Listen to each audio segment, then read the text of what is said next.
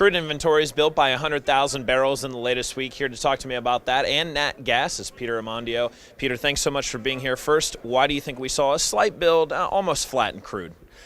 I don't think it's that big of a deal right now because they were expecting a build of 800,000.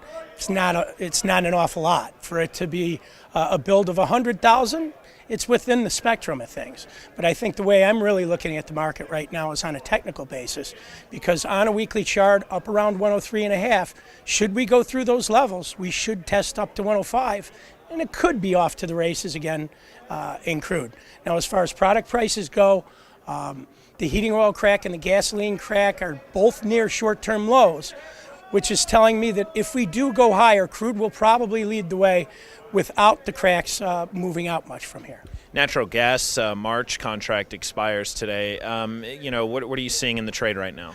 Even though the March contract expires today, because there's been so much actual volatility in that contract, and it was option expiration yesterday, which is a big part of the open interest in that contract, it does seem like yesterday, in terms of volume, was expiration. The volume's very light in March. The movement that we've had was pretty much expected because that's what happens in the March contract. We started at 650 in the morning on Monday. Here we are, we're trading 470. That's what the March contract does. So we just keep our eye on the weather and move on into April, which won't be as crazy as the March contract. Peter Amandio, as always, thanks so much. You're welcome. That's Peter Amandio, his take on nat gas and the crude builds for the street at the NYMEX. I'm Joe Dell.